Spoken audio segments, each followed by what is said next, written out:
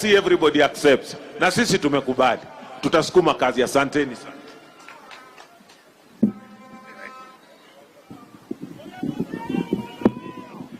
Your Excellency, I would now want to make a few remarks. And first is to welcome you to Siaya. Siaya is your home, and I know in answer to your constitutional duties,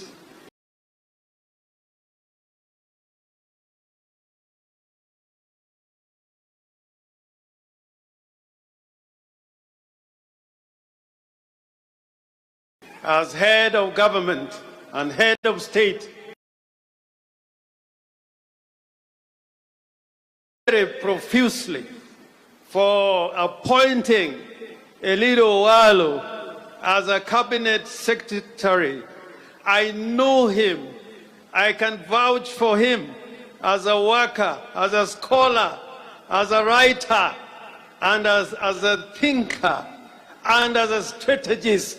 And I know Asembo and Siaya are better with Raila-Ruto in the cabinet of William Samoei Ruto.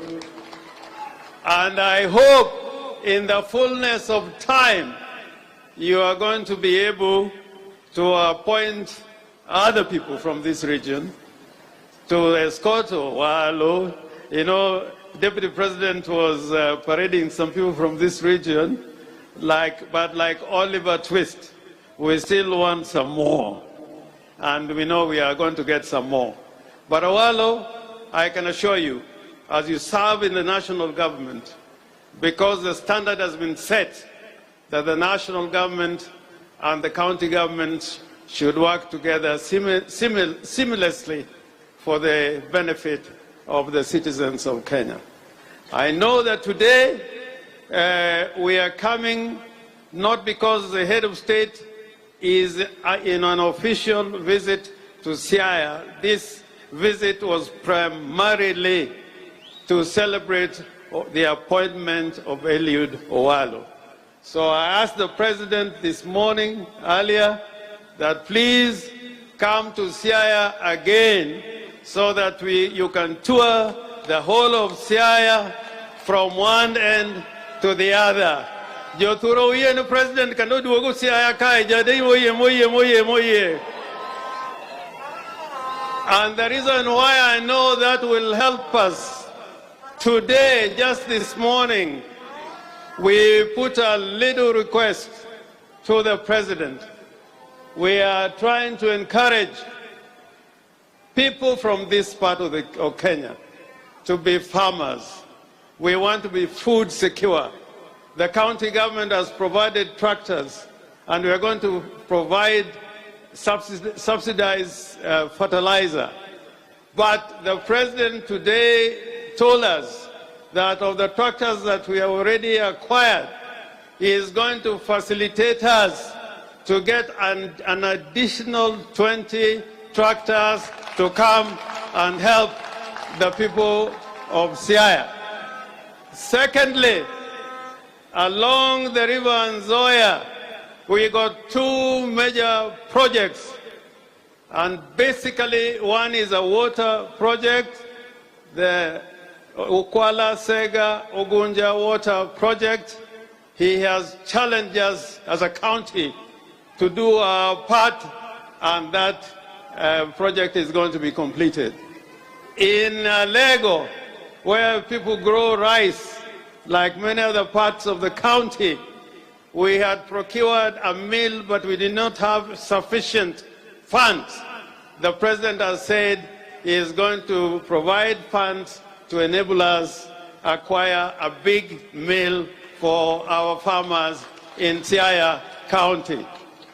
And I know here in Asembo, the road known as Kamito, Kalandini, Kaelija should be tarmacked like yesterday.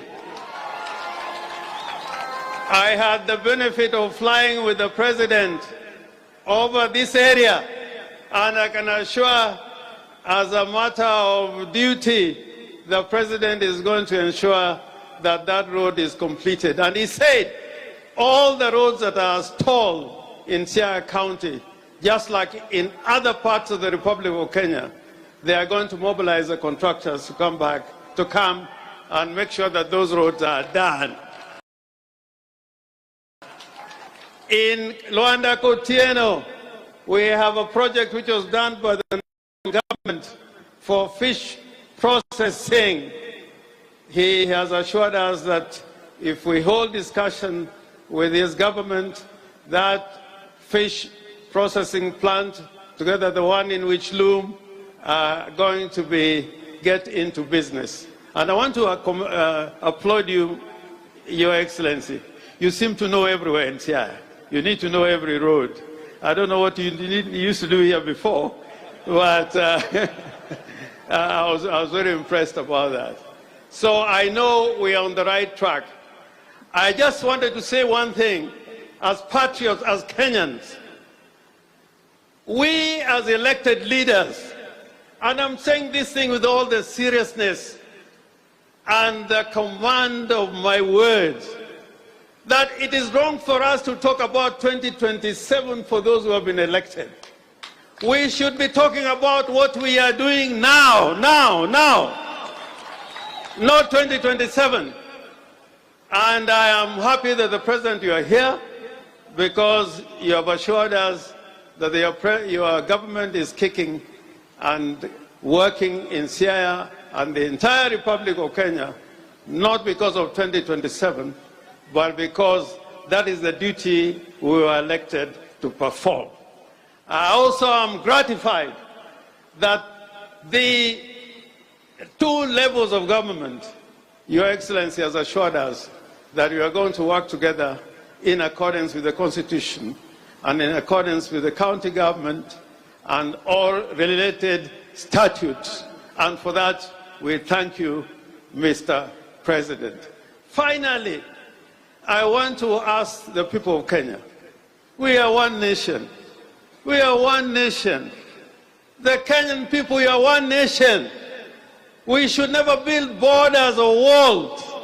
A Kenyan should be ready and prepared to go anywhere in any part of this republic. And leaders, if we say things the way we should say them, this country is going to be one indivisible republic under God that is looking to the future with optimism and vision, and I think that is going to help this country stride to a higher level. Finally, Mr. President, I ask you, in the spirit not of the handshake, but in the spirit of togetherness, I urge you to sit together on the table of brotherhood with your brother Raila-Amolo Odinga. Because the elections are over. The elections are over. I'm here with people I've worked with. I see Governor Mutua Weta, who is very eloquent, and we have been to many places with him. We have worked with Mudavadi, His Excellency. Even your Deputy President, I've worked with him.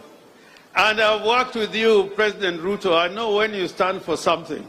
Like when you were in Serena defending Aguambo, I knew you as a big fighter.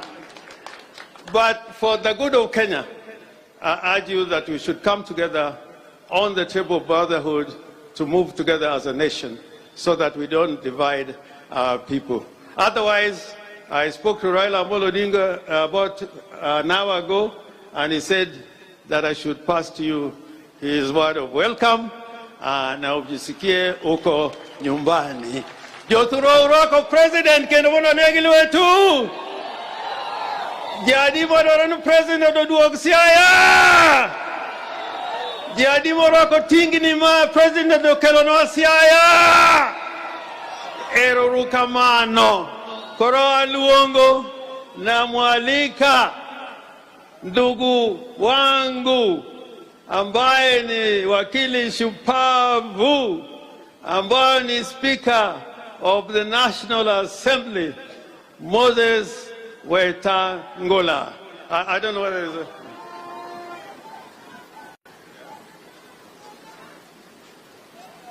Oh, okay. Okay, I'm sorry. There's a little hitch there.